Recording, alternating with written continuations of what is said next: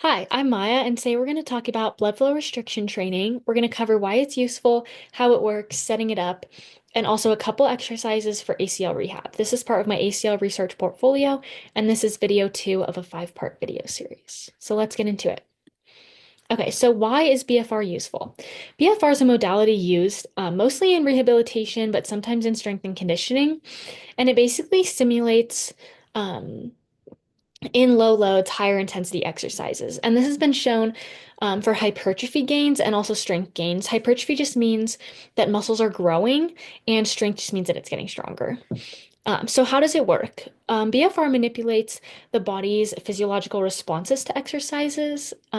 It occludes blood from the area and it creates a hypoxic environment that leads to that muscle hypertrophy and strength gains. So, three things that we're going to talk about today are going to be metabolic stress. So the current research shows that hypertrophy comes from metabolic stress from that vascular occlusion, and also from that mechanical tension during that resistance training. So it leads to a synergistic increase in muscle hypertrophy and strength. So at a cellular level, metabolites are going to accumulate as the blood flow is being occluded.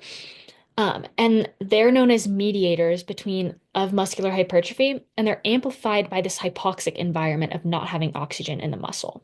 So that's one thing that stimulates that strength and hypertrophy gain.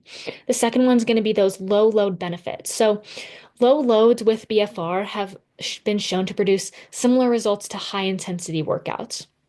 So they're believed to induce earlier peripherally mediated fatigue, which results in a greater motor unit recruitment, as suggested by the fact that BFR under low loads has similar recruitment to that high load resistance training. So post-surgery, this is really good when we can't increase that weight yet, but we still want to see those hypertrophy and strength gains so we can return to sport and really get that athlete progressed through their rehab. And then this leads me to my third point, which is going to be it recruits more type 2 fast twitch muscle fibers, which is important because those are that bulky sprinter, heavy squat muscle fibers that are important in bringing that quad tone back. So, type 2 are normally recruited at that higher intensity and they're activated at lower loads under BFR conditions in that hypoxic environment. And this provides a rationale for the increased muscle hypertrophy in low load BFR in comparison to a similar low load exercise alone. And then, however, a greater motor unit recruitment is not limited to the muscle's distance of the area of inclusion. So, quad is kind of right next to where that area is being included, but the calf also is going to get some benefits if we were to do a calf exercise. That's all that means. Okay, so yeah, let's get into how to get it set up. So, this is a Smart Cuff Pro. You can see we have a little screen here, the cord, and then the cuff that we'll attach it to after we get it set up. So here are our first steps. We're going to want to turn that screen on and we're going to select start exercise. And then this next screen is going to come up under number 2 and we're going to select leg since we're working on the ACL rehab. And then 3, we're going to choose personal pressure. So you'll want to go down one. And the personal pressure just chooses it for your own body. So it has to calculate it. If you knew what yours was, what your personal pressure was, you could always set it manually the second time you did BFR. But for the first one, I'd suggest just setting it up with personal pressure. For the leg, we always do 80% occlusion pressure, so 20% is left. But it only occludes venous return back to the heart and back to the peripheral blood flow system versus arterial flow. So arterial flow, oxygen's still getting into that, but those metabolites are occluding. Um, their return back. So, yeah. Okay. Next, you'll want to connect it to the cuff so that we have that connection. And then you'll want to, let's get this video. You're just going to hit calculate your own pressure. And then you want to sit in a place where your feet are on the ground, or you could lay back on a table. You just want to sit as still as possible. It's gonna it's gonna calculate your personal pressure and then it'll deflate again and then it'll pump up once you're ready to start the exercises again. So this 80% percentage ensures that the pressure cuff is high enough to restrict venous return and cause blood pooling in the leg, but it's low enough to maintain that arterial flow like I was talking about.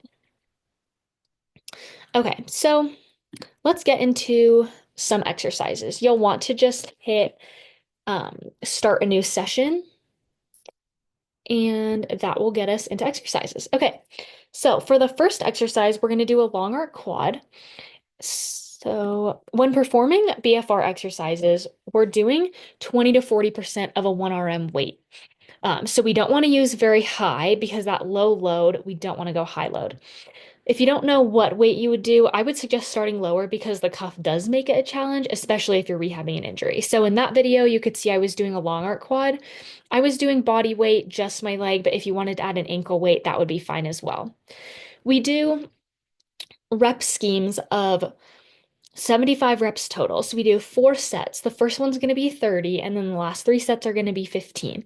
You get a 30-second break in between sets. The cuff does not deflate in between those 30 seconds, but it does deflate in between exercises for a minute. You will get a break, which is much needed. Okay, let's take a look at this single leg squat. You can see I have that cuff on. My first set's going to be 30 reps. This one can be pretty tough, but I put a bench behind me so that if I needed to use that as help, I could to help myself stand up. Um, but I just do a couple reps here. You just want to focus on good form the whole time. Okay.